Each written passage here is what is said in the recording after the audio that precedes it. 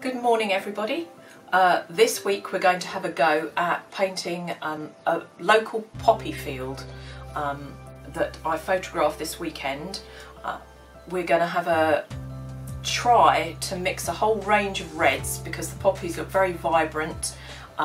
It wasn't a bright sky, so we're going to be putting a cloudy sky in, a vague tree line, but then concentrating on the poppies. Now there's a number of ways that you can do the poppies. As you can see, I've already sketched the composition out lightly in pencil with the main poppies. I've tried to make sure that I have the basic outline of some of the shapes, because what I want to do, I know a lot of you don't like using masking fluid, but this is going to be the easiest way to reserve the poppies themselves and run loose watercolour washes behind and then come back and work on the poppies separately. But I think what I'm going to try and do is put some masking in for the main ones, which are the ones that I've drawn out. So all of these that I've done a light outline, I'm now going to go around and put masking fluid in position. Some of the poppies I may then, in between ones, right at the end of the painting, go in with gouache on top, but we'll talk about that later. So the first thing to do is to get the masking fluid in place before we go any further with anything else. So I'm actually using a masking brush. If you haven't got a brush that is specially designed for masking, a watercolour brush is absolutely fine, but you must keep on in between using it. Don't just keep dipping into your masking fluid, just stop and wash it out, dry it and then carry on using it, because even with this one, which is specially designed for applying masking fluid, if I carry on using it continually, it will get all glued up and get in a bit of a state. So I'm going to start at the top of my page, and against the tree line I've got some areas of poppies which stand out. So these ones I am going to be a little bit meticulous about the shapes that I'm putting in place at this particular stage. Now I haven't drawn all of them out, I've drawn a few out just to give me the scale, so I'm going to blob masking fluid in between. Try and overlap some of your shapes and do irregular shapes as well and interlink some of them. It'll look much more natural, but I do want to make sure that the poppies that go up into the tree line, I'm blobbing colour on properly. Now if you are not going to go down the route of masking, then the only other way that you can work this is to paint all your poppies with gouache on top. So if you're going to do that technique, then you will obviously not be masking anything at this stage. You'll go straight into painting all your greens in watercolour and then come back later on and apply, when the watercolour's totally dried, your masking fluid on top.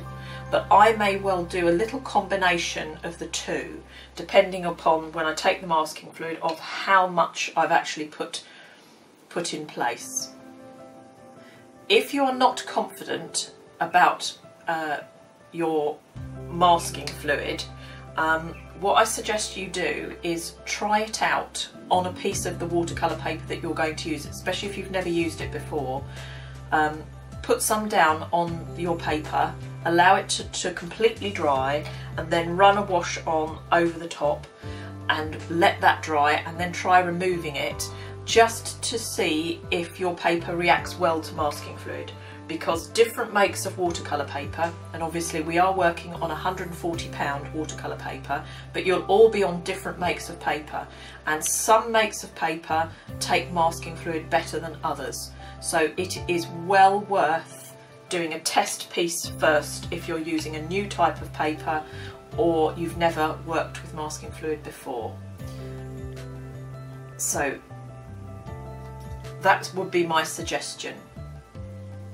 Now you can see my brush is getting a little bit gunked up, so I'm going to stop, wash it off completely, dry it with a piece of kitchen paper and start again, because if you just keep on eventually it will dry on the brush and your brush will go like concrete and you won't be able to use it. So I've cleaned it off, I'm back to the word go, and I can start again applying my masking fluid. So as I say, I've drawn a few of the marks, but some of them I am just doing freehand, but it just gives me an idea of the scale for that far back in the picture. So I need to go over this whole section applying the masking fluid. I just want to show you one of the bigger flowers, so I'll skip to further down the drawing. So with one of the larger flowers, and this is the most important, I'm just going to put a larger amount of masking fluid down on the paper and paint the whole thing out. Now, the good thing about working in this way is if by any chance you have problems when you come to take your masking fluid off and it tears the paper, which hopefully it won't do because we've taken a lot of care about letting layers dry, but should you have a problem, what you will be able to do is, if it's torn, you can paint over the top with masking fluid anyway. So if there's a problem, you'll still be able to put the poppies on top and you won't have ruined your picture. But we're going to try it this way first, and hopefully this way will be nice and successful. But I know that some people do have issues with masking fluid and it causes them problems, but try it if you can and see what the results come out like. But if all else fails, we can work the gouache on top. You could of course use acrylics on top of watercolour. The only thing you'll find is that with acrylic the finish will have a sheen to it, it'll have a shine to it, whereas the gouache will dry totally with a matte finish. Now I am coming to the edges of the paper, but I am actually going to go beyond the edge, so when I apply my washes they will go beyond my borders, which is what you should always endeavour to do when you're working in watercolour. So I am going to continue to mask out all the poppies that I require, and that's the first thing that we need to do, and allow it to completely dry before we come back and tackle the sky. Now that my masking fluid is all in place and it's completely dried, be sure to check when you are looking at your masking fluid. You have all different sorts of colours with masking fluid, so it might look like it's wet, but just tap it with your finger. It'll feel tacky, but obviously you shouldn't get anything coming off on your finger. Mine goes transparent, from opaque to transparent, so I know it's dry. Once that's done, we're going to concentrate on the sky. Pre-mix all your colours. I have done exactly that with mine. I've got a couple of blues ready to go, a sort of peachy colour, a bit of neutral, which is a grey with a little bit of raw sienna in it, some grey on its own, and a touch of yellow. I may not use the yellow, which is gamboge. They are all quite watery. Okay, so that is my selection of colours pre-mixed, and I'm going to work with large brushes. So I've got my size 12 brush out ready to go, and then I've got a smaller brush about a size 6 or 7, which I'm going to then drop colours in with. But we want to do the sky wet in wet, so load your size 12 brush up with clean water and wet the entire sky area. Okay, and this time, if you're doing this particular or one of the similar images, come right the way down over the tree line. The trees are darker, so I can take my water right down to the sort of the top of the field and go beyond the boundaries of your picture. So make sure that you've wet beyond. You should always paint beyond the edges of your picture. Clean water. The warmer the day, the quicker this is going to dry, and I'm just trying to make sure that I've wet every section of the page. Okay, so I'm going to go in with some light colour first. So I'm going to take my really pale peachy tone and just come in. You may not even be able to see this, it's so light, but I'm going to do a couple of streaks of that across the picture. Then I'm going to come in with my pale blue, and you can work with whatever colours that you want. There's no right or wrong with this. My colours may not be exactly as my reference, but I just wanted to have a little hint of a summer day. It was a slightly grey day when I took the pictures, so I'm probably going in slightly brighter than the photograph, and the colour is in sort of bands. I may have to lift out some cloud work, but I'm just going to put it like this. My board is at a slight angle. Now you can see the colour running down. If your colour runs too swiftly, you can always pick the board up and tip it from side to side to make your colours merge in. Okay, so don't be worried about doing that. I'm just going to make sure that I've got a little bit of colour on all of that, and then I'm going to start in with some light grey. Just a few touches of light grey here and there. And then I will probably be picking the board up again just to merge that in. This is on the underside of my kind of cloud bands, if you like, but I'm not going to be too particular. Don't be too slavish to the photograph, just use it as a guide rather than a set thing, otherwise you will find that you end up losing the freshness of the sky because you're trying to be a bit too realistic. I'm going to come in with some slightly deeper blue. I've got to keep an eye on how wet the paper is. If it looks like it's starting to dry on me, then my best bet is to actually let it dry completely, re-wet with clean water, because it's again another fairly warm day and this may dry a bit too fast. So again, I'm going to tip this from side to side to try and merge the colours. The less I can do with the brush, the better. Right, I'm going to move to my smaller brush and go in with a little bit more of my Windsor blue, but a slightly stronger mix, and just touch some slightly stronger colour in and see how it spreads, see how it moves.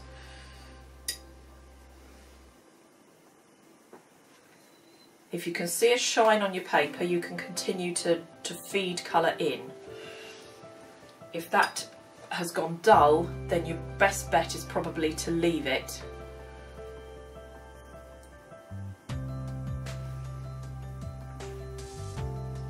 Now I might go in with a little bit more grey tone here and there to give a bit more fullness to the clouds. But to be honest, I'd rather underplay the cloud work than go in too heavy. We'll see. I'm going to tip that from side to side again, just to try and blend it in a bit.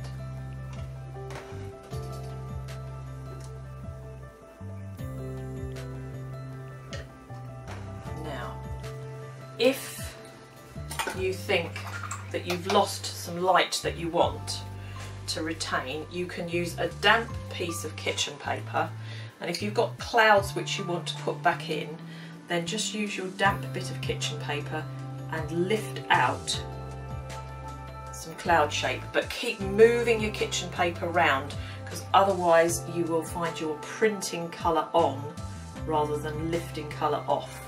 And obviously you can only do this while the paper is still wet. So the colour will continue to run back in, so you may have to do it a number of times, but I'm just going to pick out a couple of little highlight bits here and there.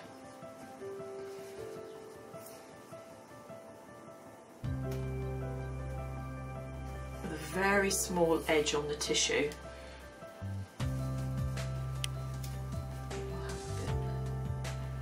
Catching the light, so it's almost like the light just catching, scudding on the edge of a cloud, and the more uneven I do it, the more natural, hopefully, the cloud work will look.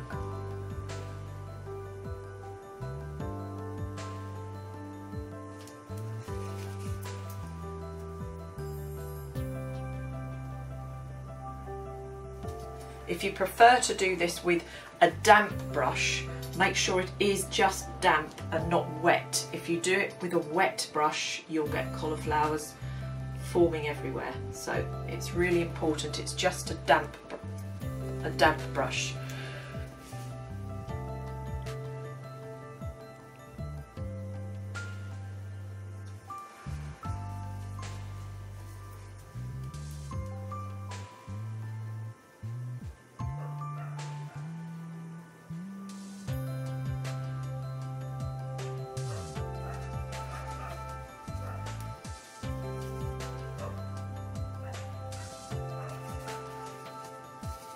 I just want the light to look as though it's catching on the edge of the clouds. The paper is nearly too dry, but it does allow me to make my marks a little bit more subtle. There we go.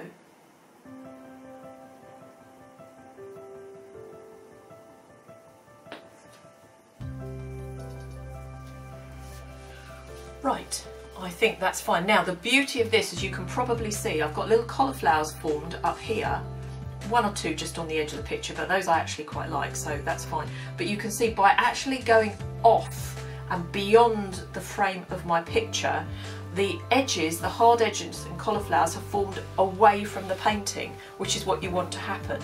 So that's the beauty of not just painting up to the frame, if you like, but going beyond, because any hard edges and things that you might not want, they're away from the picture.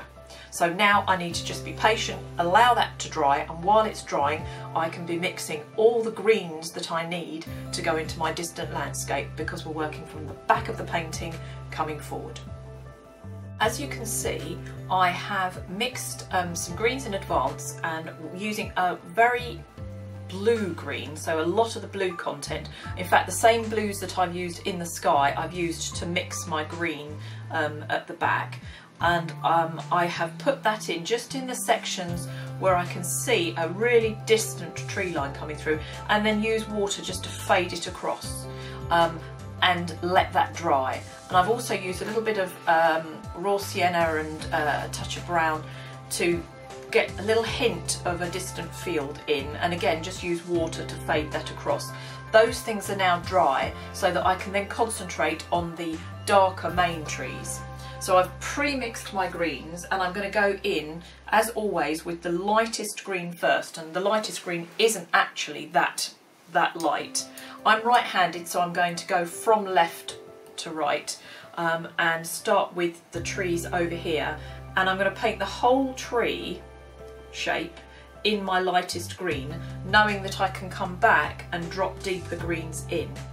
So I'm going to come through and make sure that I've got a good interesting top edge, a nice uneven top edge to the tree, and then I will vary it, so I'll pick up some water and fade some of the colour out, so it's not just one flat colour, and I can also just touch a little bit of yellow into it while it's wet, so that you have interest back up to the outside edge. Now the brush I'm using at the moment is probably this one is, I think it's a size 4, but the bigger the tree the larger the brush, so I'm going to move up to my size 8 and I'm going to come up to the largest tree, again concentrating on making sure I don't want this to be like a ball of candy floss, so I'm going to leave some gaps of sky to come through and alternate between my brush sizes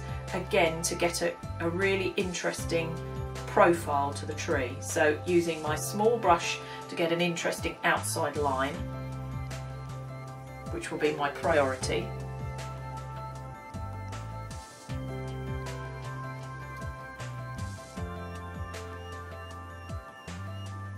And again, if it's warm, we may have to sort of concentrate on one tree at a time, as opposed to doing the whole line of trees, which if it was cooler weather I would try and do more than one at a time. But I can bring this down, move to my bigger brush. I'm deliberately leaving gaps where bits of sky can come through, but I'm going to come down into what will eventually be where the grass goes, so I can just make sure that I have a loose edge.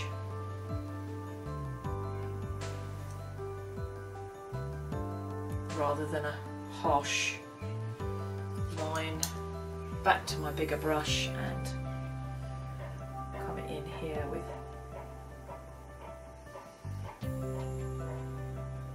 colour, and again smaller brush, and just break up the edge as it comes down into the grass so it's uneven. Now if I've worked fast enough before this dries, I can go back and drop in some darker green. So I'm just going to finish off the profile of the tree, or the lighter greens if I should say, which kind of come down here, and just make sure that I've broken up the bottom edge.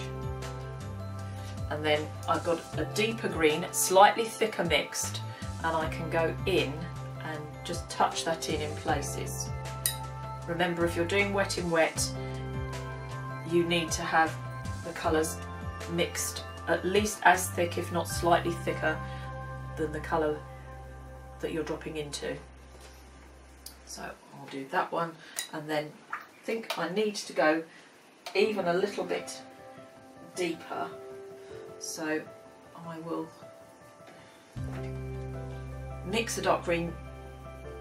You may even have a colour called Pyrolean green, which you could use. This is, we'll try this out. I don't use it very often, but this is a colour called Pyrolean green, and it's a deep, dark sort of forest green. And this is a significantly deeper mix of colour. And I'm just going to drop that in so that it's wet in wet.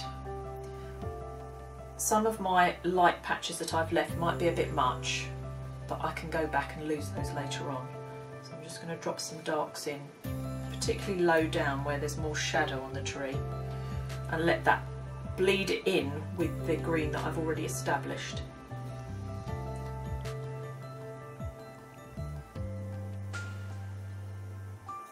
I want to try and give some form to the tree, so I don't want it to run everywhere.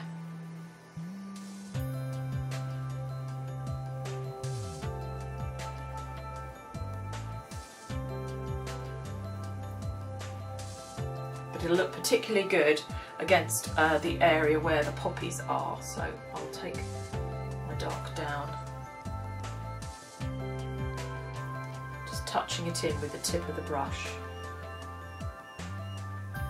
Yeah, those bits of sky are definitely too much, so I'm going to lose some of those, make them smaller.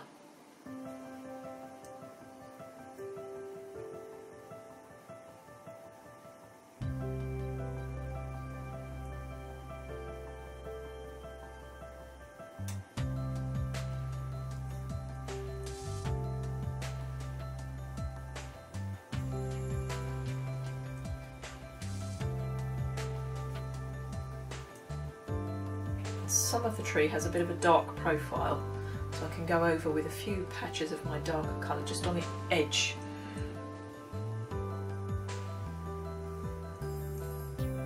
Almost silhouette against the skyline.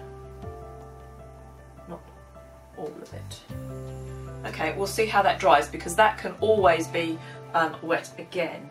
So what I'm going to do is now move along to the next part of the tree line, and again I'll start with the smaller brush against the sky,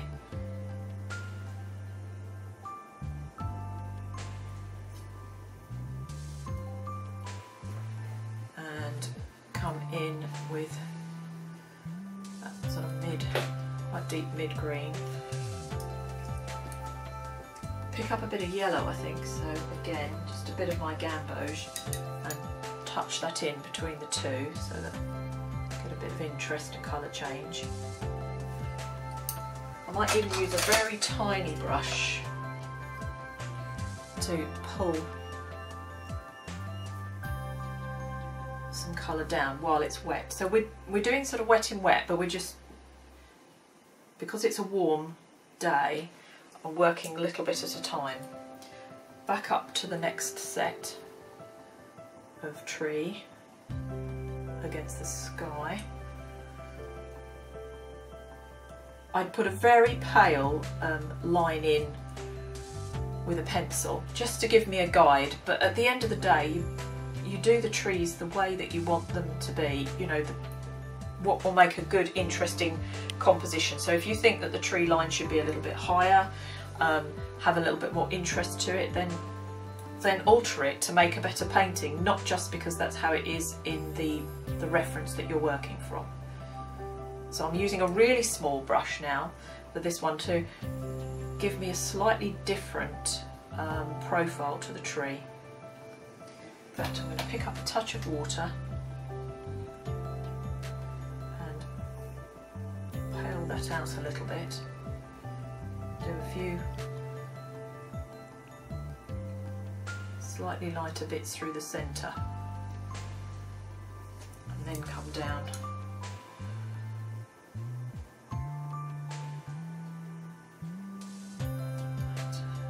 Back down low again.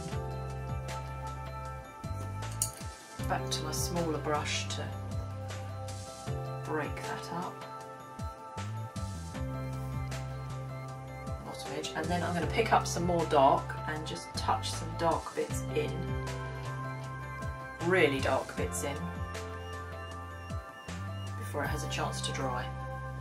And hopefully this will give the impression of depth, volume to the tree shape. But if I take it off of a smaller brush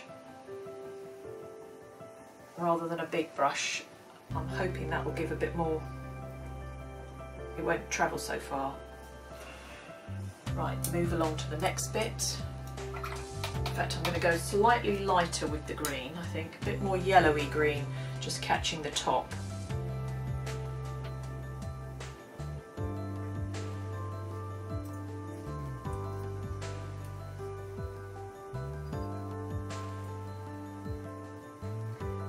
And that sort of wet bit of paint is what's going to allow me to drop my next colour. I am using quite strong mixes of colour because I don't want to have to come back and do this again. So my colour mixes are quite powerful. I'm going to see how it dries, but it looks like it's drying quite successfully. So if you go too watery with your colour, you will have to come back and do this again.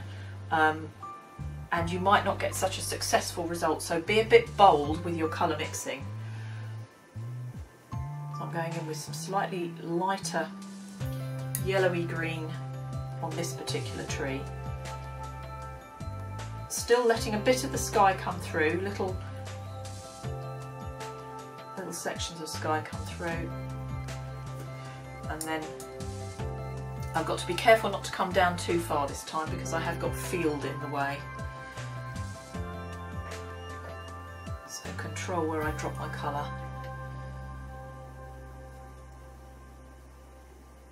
And there will be poppies against this, so it should look quite effective.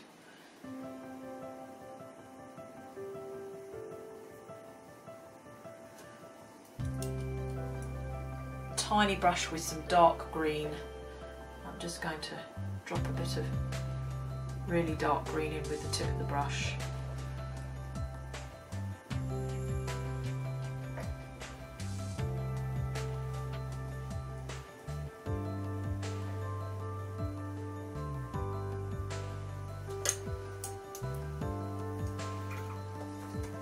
Back to my yellowy green.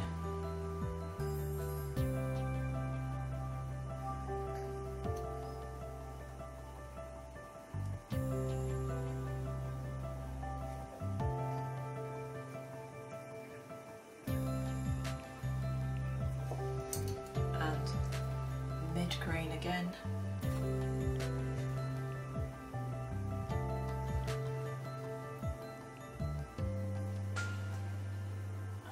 dark green.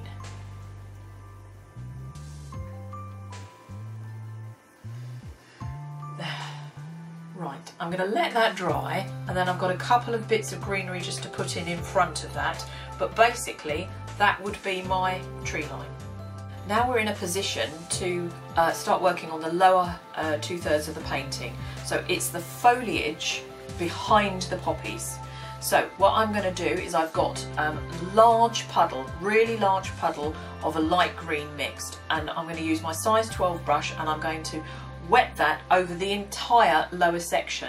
That's going to be instead of wetting with water, and then I'm going to quickly drop colour into that. Okay, so I'm loading the brush and I'm going to take that over the whole of this lower section. Now it doesn't matter if the colours at the back of the painting bleed down into that. In fact, that would be quite good because it'll soften the back edge. Go beyond the perimeter of your painting, and I've tested this colour out in advance so that I know that it's not going to dry too strongly, and this is going to be the base into which I'm going to drop other greens, okay, which is why it has to still be damp when I've got over. That's why I need to move quickly and we need to wet the whole thing. So I'm going to come down and just make sure that I go beyond the perimeter of the painting and that I've covered all my masking with that. Okay, so while that is wet, I can then come in with in smaller brushes, and I've got slightly deeper colours mixed, and I'm going to just streak bits in, and wet in wet it should just bleed out in patches.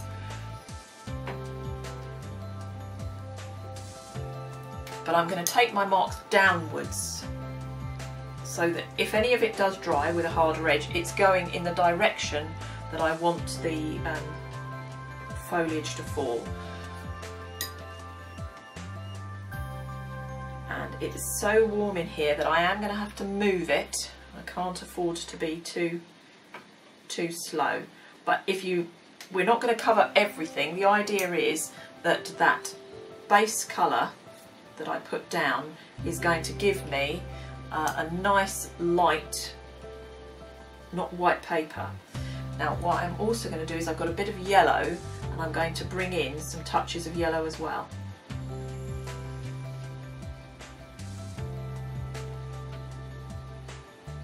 The more colours that you have mixed, the more interesting this will look. But remember again, you've got to mix the colour stronger, or at least as strong as that first colour that you put down, or you'll get cauliflowers everywhere. As it starts to dry, you'll find that the shapes begin to hold more. So I'm going to come down here, I'm going to put in much longer strokes because it's a bigger area. It will all bleed in, but I'm hoping it'll sort of merge together. It'll be quite pale, and don't worry about the bit that's accumulating at the bottom. We will mop that later. I have also got my much darker green, and I'm going to take some of that and I'm going to bring that in even at this stage because it will dilute hugely and become much paler. This is only the first layer of what we're going to do, but this will set the base, if you like, for everything.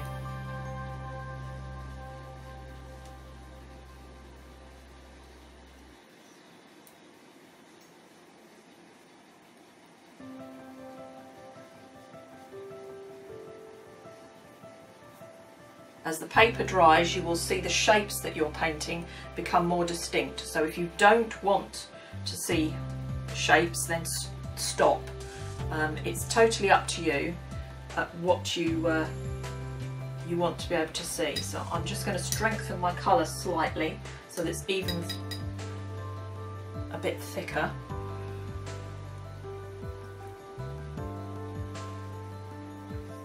And you can move down to smaller brushes as well. This is about a size 6 or 7, and you can use different sizes of brush and you'll get some interesting marks. So I'm going to come in with a smaller brush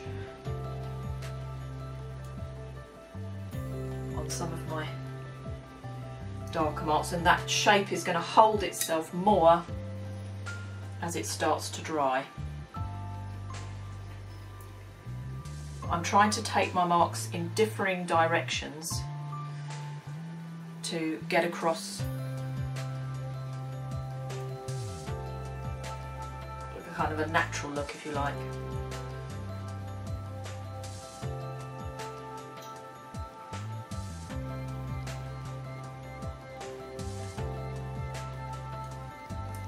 Now, if it dries too quickly on you, then just re-wet the whole thing with clean water when it has absolutely dried.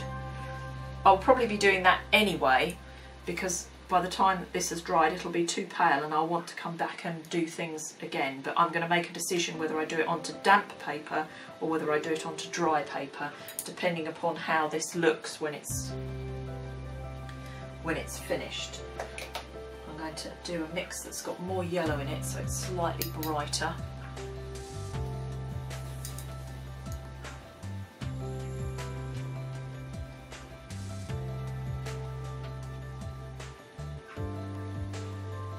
You can see now that it's towards the top, it's dried.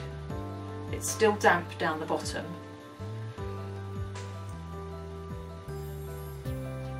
But I've thickened the mix so it's got a slightly tacky, pasty feel to it, but when it goes onto the wet paper, it holds its shape.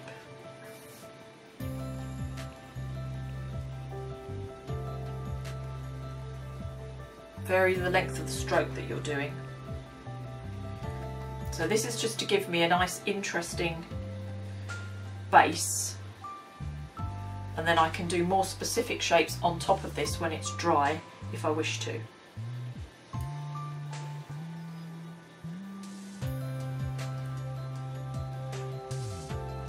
We'll see. I won't go up any higher because I think that that's looking a bit too sharp towards the top, so I'm just going to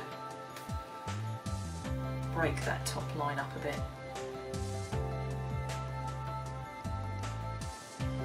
Okay, so keep on doing that until you're satisfied with this first layer, but remember down here at the bottom I've accumulated colour and it's beginning to creep up and give me backwashes. You can see that sort of creeping up, so what I need to do is just to use the big brush and mop the excess colour away, and that'll stop it from creeping into the picture. I actually quite like it at the moment, but I don't want that to come up too high, so I just need to mop away the puddles of colour, and do that anywhere that it's accumulated on your painting, because bear in mind this is why we deliberately went off of the frame of the painting to stop that from happening. So I'm going to see how that dries and then see what I need to do. I've got to keep the masking fluid on until I have finished everything that I want to do in terms of the foliage around the poppies before I remove the masking.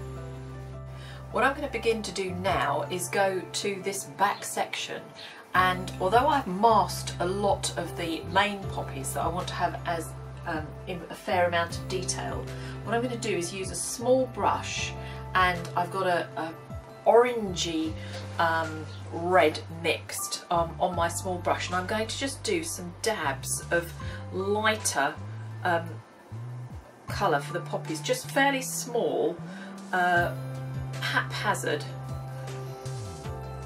which will not be nearly as well defined as the ones that I'll put in when the masking fluid comes off. So these ones will just be, they'll dry fairly pale, and I'm trying not to do them too sort of regular, and again keep the scale appropriate. Because we're going over green, the colour won't be so vibrant. That's the reason we had to mask out.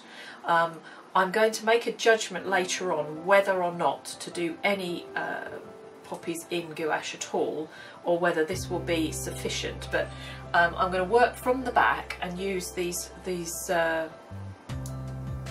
orangey red colours just straight on over the top, fairly pale, and they should help to give a little bit of extra depth, I think, to the composition.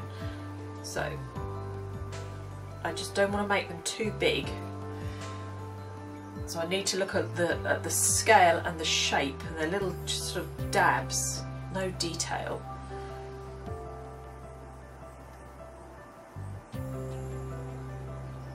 And cluster some together as well. They're all little individual shapes. It'll be a bit too uniform.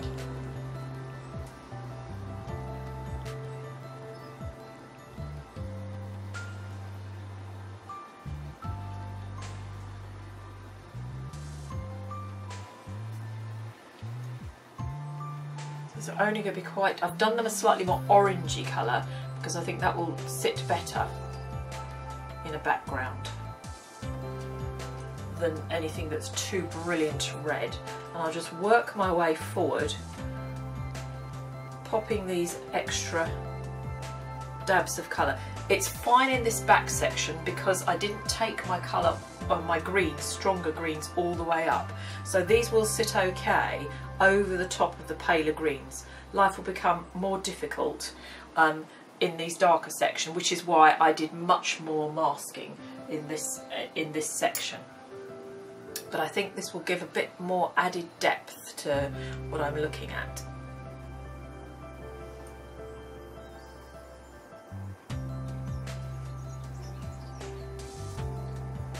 I'll work my way from the back down about sort of, I don't know, what is it, inch and a half into the painting. Not doing too many because I don't want it to look too sort of spotty, if you know what I mean, but enough just to give another layer to what I've got established already.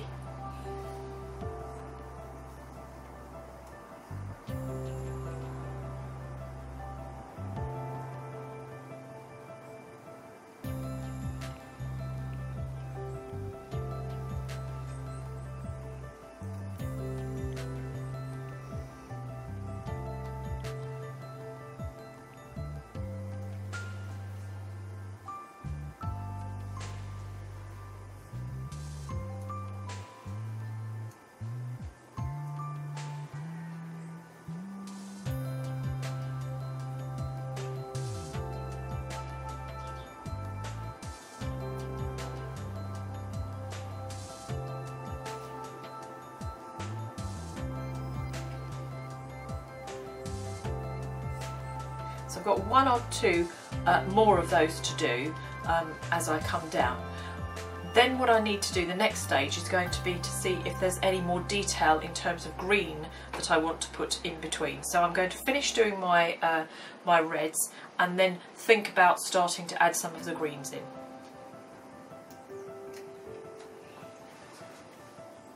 Now that I've completed my pale orangey red poppies, I have started to just use a bit of diluted green in between some of them, vaguely, to give a slight texture, and I've left a little patch here to show you. So I'm using quite diluted colour, and I don't want to do too much, but I'm just going to do the odd little line while the masking fluid is still in place, and then take a bit of water and wash some of it in.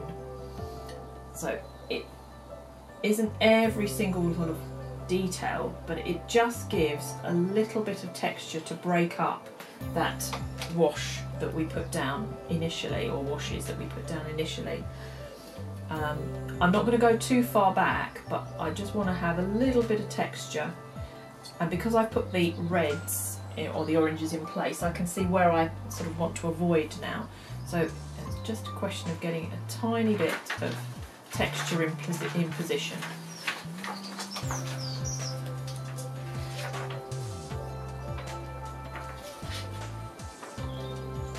And I'll just one or two more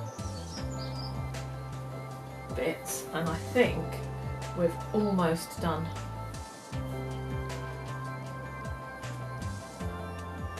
what I want in the background. Now this needs to completely dry, and then I'm going to remove all the masking fluid.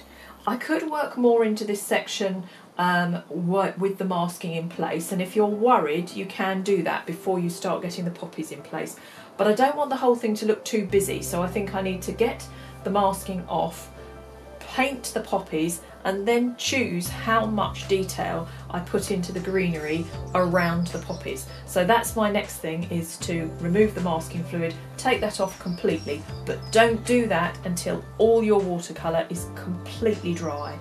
And while you're waiting for that to happen, mix a selection of reds. Look at all the reds that you have in your set and get those out, mix puddles of them, fairly strong because these are quite brilliant poppies.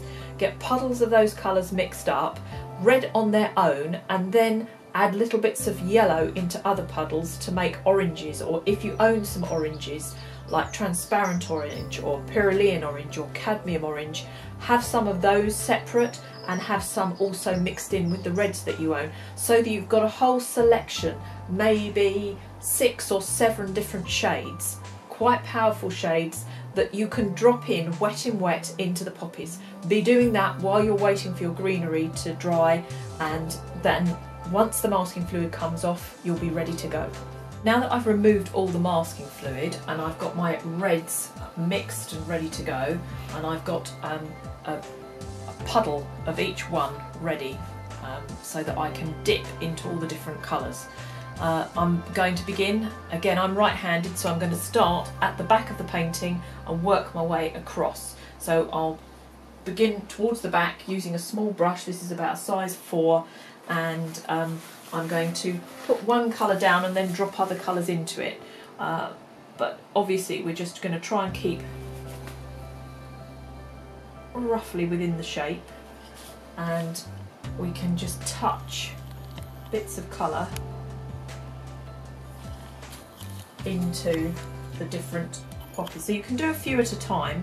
I'm just doing one at a time because it's very warm and it's drying. Well, in fact, I'll see if I can get away with 3. There we go.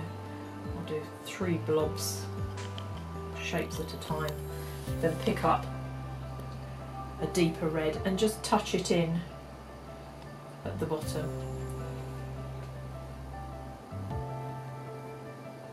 Let it bleed up a bit.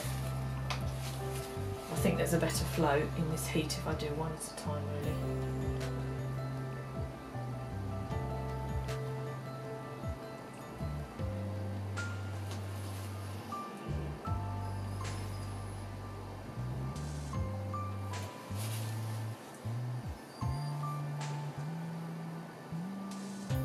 So I'm just thinking about having the slightly deeper colour at the bottom of the flower.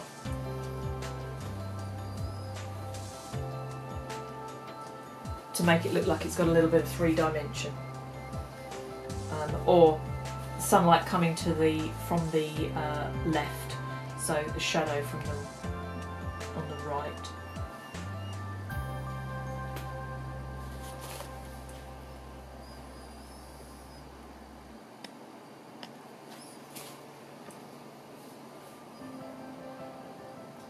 I'll pay special attention to these ones that are against the trees.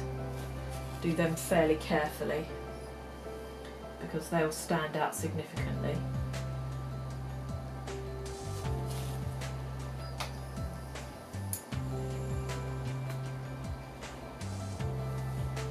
Now obviously if you didn't mask, you would need to complete all your greenery first. So all the detail that you want in your greenery would have to be painted first before you started doing this. So I actually think, although it takes a bit of time to put the masking in place, you might think it's going to be quicker to put gouache on top, but actually I think in the long run it will take a lot longer to do it that way round. So that's why I've opted, fiddly though it might be, to deal with the masking fluid, that it's that easier that way round. Now if you've taken the masking fluid off and it's torn bits of your paper by mistake, it's not a disaster. You can just do what I'm doing now, but you'll be doing it with mixed gouache instead. So you won't see it in the long run. It'll just cover any tears in the paper. So you can do some of it in watercolour and some of it in gouache.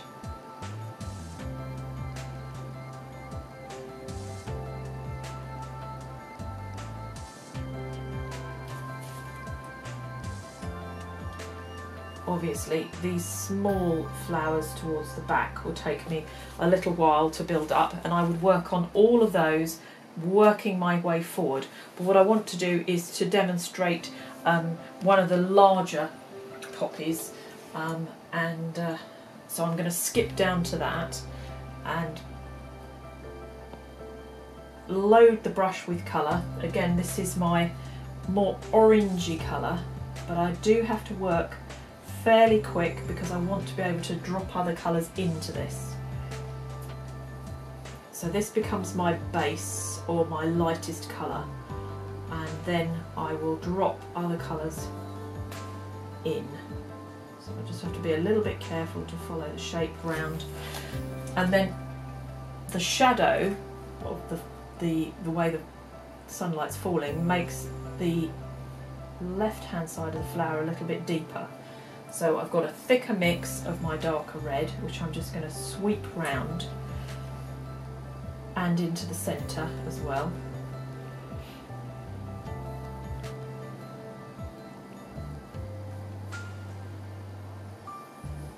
I'm going to do a line of dark through there.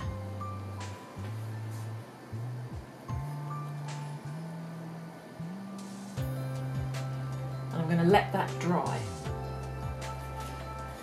I'll be able to come back later and put a little bit of detail into the centre. So I don't want to overpaint it, I'm just going to leave that and let it dry, and hopefully there'll be a couple of shades of red when it dries, and I can come back and work into that a bit later. So that's what I'm going to do on all of these. Fill them all in with my various oranges and do exactly the same as that on my larger flowers in the foreground. Then when it's dry I can come back and add a little bit more detail just in the ones in the foreground. Now that I've completed putting in all my shades of orange and reds, what I've done, as you can see, is towards the back of the painting there's a little bit more red tone, and as I've come forward onto the larger poppies in the foreground I've put more orange in, make it, and they've even touched a little bit of yellow in as well to make these really pop out at the front, because I'm now going to start putting some dark centres in. Not everywhere. If I put dark centres in towards the back the perspective will look wrong, but in these foreground ones I'm going to go in with some dark centres. I know there's also light in the centre of some of them, but that I can do with gouache afterwards. So very small brush, something like a size 2 with a really excellent point, and I'm going to start going in around the centre of the poppy, just giving it an impression, and I'm hoping this will create a real sort of focus to the centre. You'll have to see how they dry, because obviously you don't want it to be overwhelming.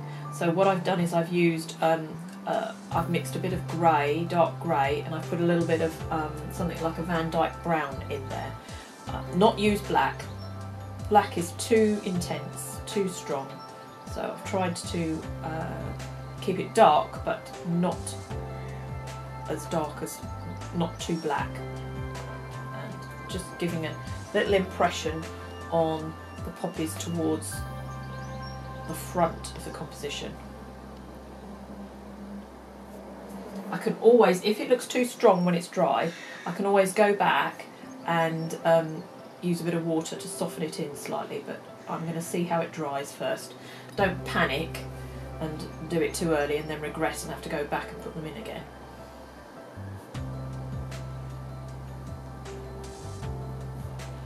But I'm hoping that what this will do is sort of pull the focus forward, give some interest in the foreground. And as I say, don't forget the light bits are yet to go in. So really look at the position of these centres and how much you can actually see of the dark. Some of it's a bit, that looks a little bit too heavy. I'll soften that in a bit with some water. That's better.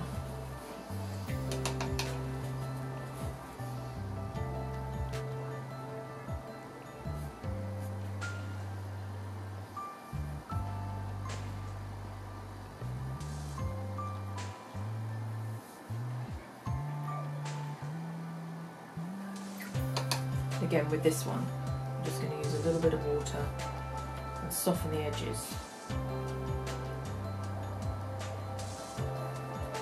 Can't see it all the way round the centre. Some two other bits, and some smaller poppies. See little sections of dark.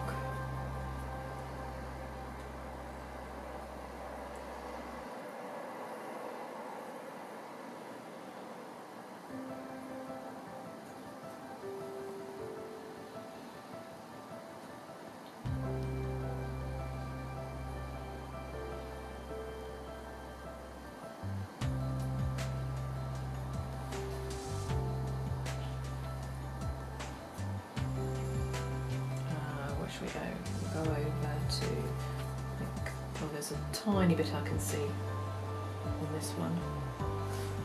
I just need to soften that in a little bit.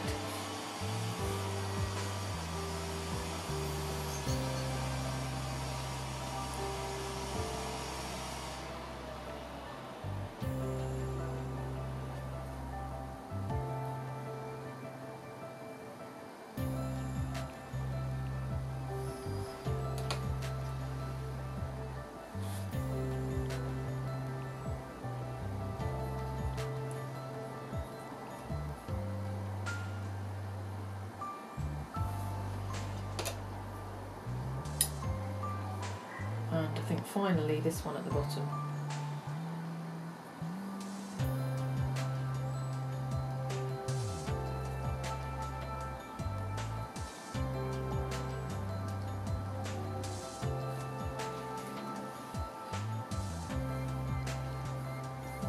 I think that's mainly the ones that I can see. A couple of little.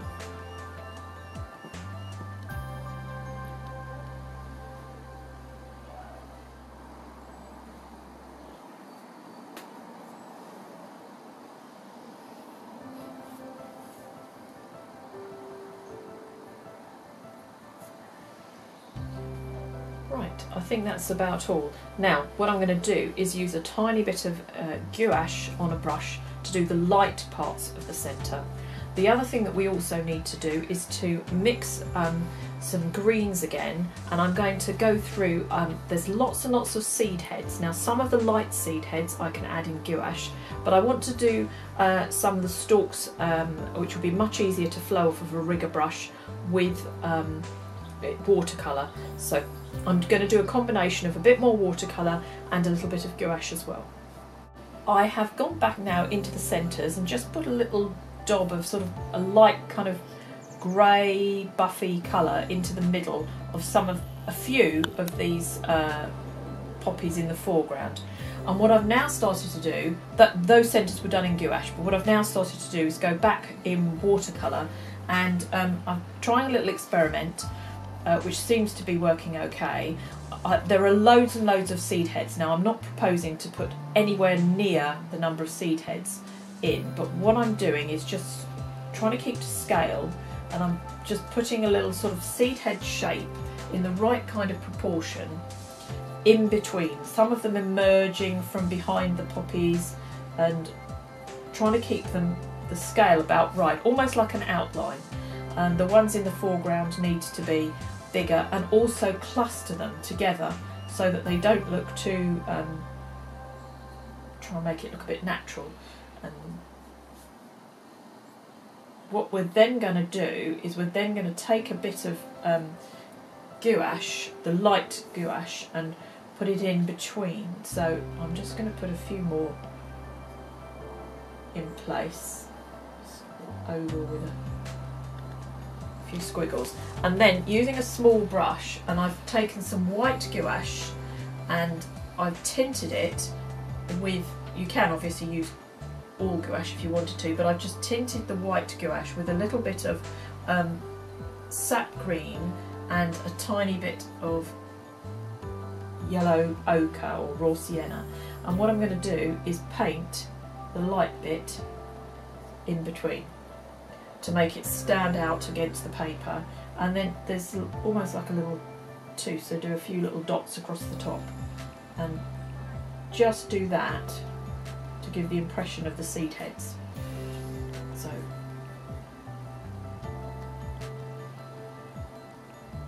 the darkish watercolour outline just gives you the proportion, and I can just dab my way.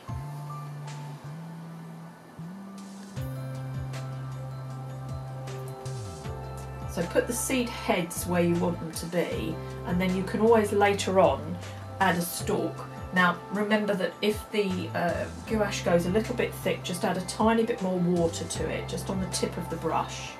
But you do have to be careful. If you add too much water, then you lose the opacity of the colour. So it's a bit of a balance to maintain, but that way I can just go round and put a little bit of light on the body of the seed heads, and that should just pull it out from the background.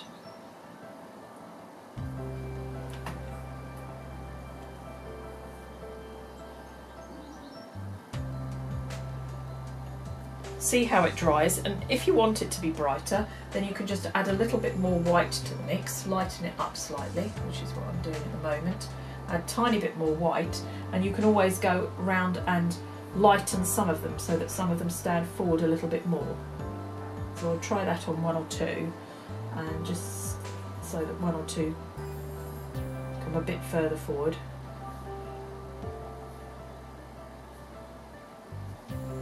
And see how that dries. So I can put in as many seed pods as I want, or seed heads as I want, but bear in mind your scale. So you've got to think that the closer to you, the bigger the seed pods are going to be. And therefore, you know, you'll not disturb that sort of sense of scale as it goes back. So that's the next thing to put in. Finish seed heads if you want to finish seed heads. There are buds as well, you can put those in, but I think I'm just going to stick with the seed heads. And then the last bit to do really is going to be to put stalks in, but I'll finish all the seed head work first, and then I can break my stalks up in between. I've put in quite a collection of seed heads, which I've now finished lightening with my gouache. Nowhere near as many as are actually in the painting, in the reference that I'm working from, but it's entirely up to you how many or how few you want to put in. But now I need to concentrate on getting some stalks in. So what I'm going to do is use a nice fine rigger brush. This is about a size 2, I think, and I'm going to use a little bit of my mid-tone and try and paint in some stalks and break them as they go through the composition, so in between things, to make them look as though they go behind something. Now I know some of the stalks in the reference may look lighter, but actually I think you could do that with gouache if you wanted to, but I'm actually just going to stick with putting some stalk work in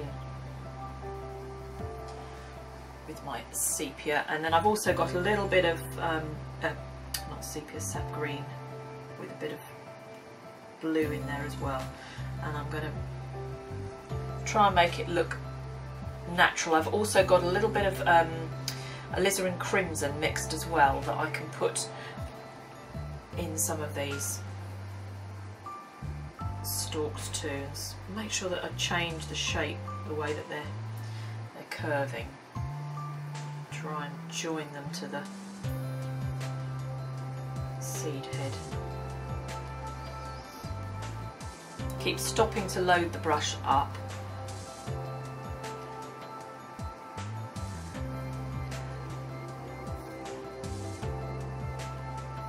And I don't have to conclude every single stem, but just try and make it look a bit natural, breaking it in between.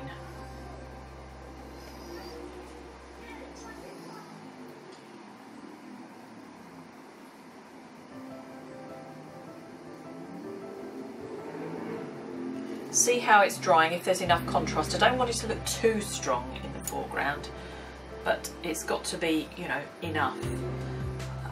Then obviously I do have the stems of the poppies themselves to paint, so I'm going to do those a little bit more substantial. Load up with colour.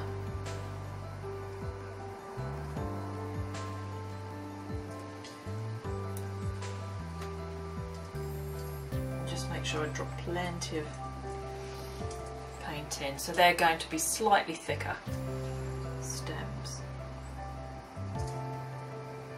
And again, I don't have to conclude, I can sort of have the stem fade away, but it's really important to use a rigger brush, otherwise you will find that it's too difficult. Bring stems in between.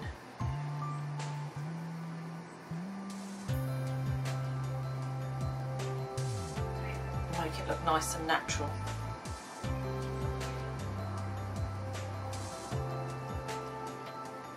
I won't be putting stems in towards the back. This is purely for the foreground section, so I'm not going to come back further.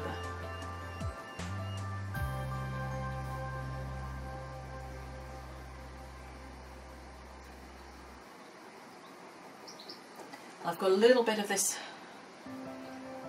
sort of maroony tone, which some of the stems do have a little hint of, and actually that will bring some of them forward slightly.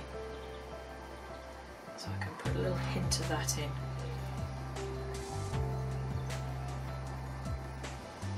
Here and there.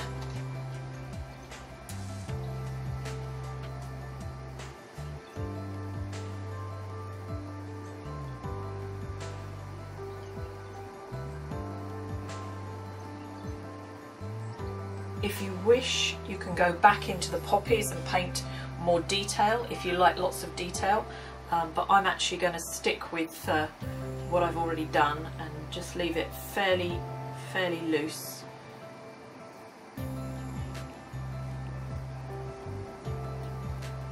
But make sure that I have enough that it looks sort of it looks full enough in the foreground, but I don't want it to look over busy. As I say, you can put some stalks in light coloured if you wish, but I'm going to reverse them out and stick with this deeper green. But just make sure that I try and get them looking as though they're going behind. So for me, this is the last part of the picture, and I'm going to work my way over. There are some buds in as well. If you think it's looking a bit sparse down at the bottom, you can always put some buds in to finish the composition off. But that's really the last and final stage.